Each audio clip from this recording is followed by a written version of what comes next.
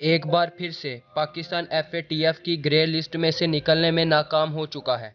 اور 2018 سے لے کر اب تک یہ تیسرا موقع تھا جب پاکستان کو لگاتار گرے لسٹ میں ہی شامل کیا گیا اور پاکستان کو گرے لسٹ میں رہنے کی وجہ سے پاکستان کو تقریباً $10 ارب کا ہر سال نقصان ہو رہا ہے۔ آج کی اس ایجوکیشنل ویڈیو میں جاننے کی کوشش کرتے ہیں کہ FATF اصل میں کون سا ادارہ ہے جو اتنا پاورفل ہے کہ وہ کسی بھی کنٹری کو گرے لسٹ یا بلیک لسٹ کر سکتا ہے،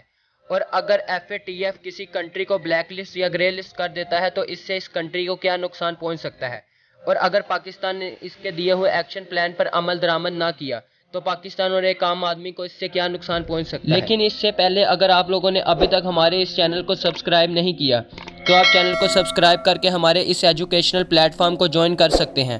جہاں آپ کو کرنٹ افیئرز پر ہر ایجوکیشنل ویڈیو سے کچھ نہ کچھ سیکھنے کو ضرور ملتا ہے۔ 1989 کو G7 یعنی گروپ آف 7 کنٹریز، جس میں اس وقت کی دنیا کی لارجسٹ اکانومیز، جس میں France, Germany, Italy, Japan, United kingdom اور امریکہ شامل تھے، ایک ادارہ فائنینشل ایکشن ٹاسک فورس کے نام سے بنایا۔ اس ادارے کا مقصد دنیا میں منی لانڈرنگ کو روکنا ہے۔ یہ ایک طرح کا واچ ڈاگ ہے۔ واچ ڈاگ کا مطلب یہ دنیا میں موجود ملکوں پر نگرانی رکھتا ہے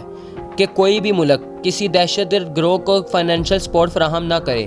اور منی لانڈرنگ کے ذریعے سے جو پیسہ کسی بھی ملک سے نکل جاتا ہے اس پر نگرانی کر سکے تاکہ اس ملک اور اس ملک میں موجود لوگوں کو نقصان نہ پہنچے۔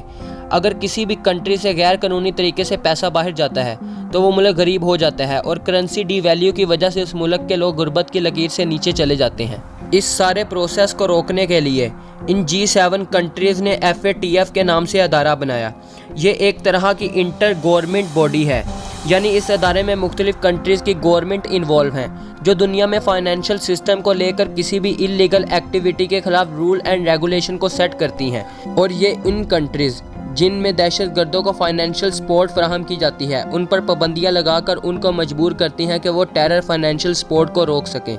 اور اس لیے پاکستان پر ان لوگوں نے ٹیرر فائنینشیل سپورٹ کا الزام لگایا اور کہا کہ پاکستان جماعت الدعوہ اور جیش محمد جیسے گروپ کو سپورٹ کرتا ہے،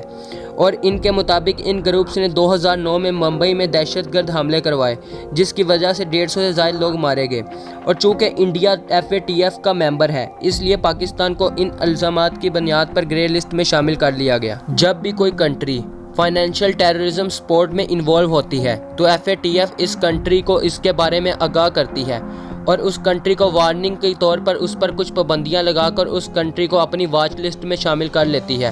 اور اس واچ لسٹ کو گرے لسٹ کا نام دیا جاتا ہے۔ کسی بھی کنٹری کو FATF کی گرے لسٹ میں شامل کرنے کے بعد ایک ایکشن پلان فراہم کیا جاتا ہے کہ آپ ان کے دیے ہوئے ایکشن پلان پر عمل درآمد کریں اور ایک سیٹ ٹائم لیمٹ کے اندر رپورٹ جمع کروائیں، اور FATF، ورلڈ بینک، IMF اور دوسرے فائنینشیل اداروں کو منع کر دیتا ہے کہ جب تک یہ کنٹری ان کے ایکشن پلان پر عمل درآمد نہ کرے تب تک ان کو کوئی فائنینشیل سپورٹ فراہم نہ کی جائے، اور اس طرح جتنی بھی انٹرنیشنل کمپنیاں ہیں وہ اس ملک میں سرمایہ کاری نہیں کرتی، جس کی وجہ سے اس ملک کی معیشت تباہ ہو جاتی ہے۔ دہشت گردوں کی سپورٹ اور منی لانڈرنگ کے الزامات کی وجہ سے پاکستان کو جون 2018 میں FATF نے اپنی گرے لسٹ میں شامل کر لیا، اور پاکستان کو 27 نکات کا ایکشن پلان دیا گیا اور کہا کہ اگر پاکستان کو اس لسٹ سے باہر آنا ہے تو وہ ان 27 پوائنٹس پر عمل کرے، نہیں تو پاکستان کو بلیک لسٹ کر دیا جائے گا،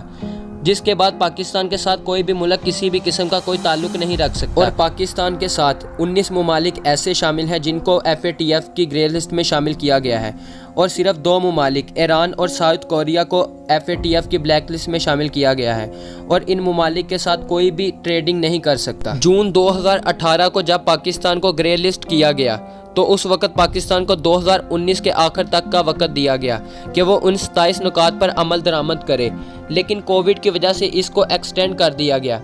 اور FATF کے فروری 2021 کے اجلاس میں دوبارہ رپورٹ FATF کے سامنے پیش کی گئی، اور اس رپورٹ کے بعد FATF یہ کہتے ہوئے پاکستان کو مسلسل تیسری بار گرے لسٹ میں ہی رکھتا ہے کہ پاکستان نے ٹیرر فائنانس کے خلاف اچھا کام کیا، اور ان کے 27 نکات میں سے 24 نکات پر پاکستان نے عمل کر لیا ہے، اور چوتھی مرتبہ دوبارہ پاکستان کو بلیک لسٹ کرنے کے بجائے گرے لسٹ میں ہی رکھا جاتا ہے، اور پاکستان کی تعریف کرتے ہوئے کہا جاتا ہے کہ اگر پاکستان مزید 3 نکات پر عمل کر لے تو اس کو گرے لسٹ میں سے نکال دیا جائے گا۔ اس پلان پر عمل درآمد کرتے ہوئے پاکستان نے فائنینسنگ سسٹم کے لیے کئی قانون بنائے اور اس کی وجہ سے پاکستان کے ٹیررسٹ کورٹ نے حافظ سعید کو 11 سال کی سزا سنائی اور ان ایکشن پلان پر عمل درآمد کرنے کے بعد ایک بار پھر سے FATF کا اجلاس ہوتا ہے جس میں پاکستان کی طرف سے باقی 3 نکات پر بھی رپورٹ پیش کی گئی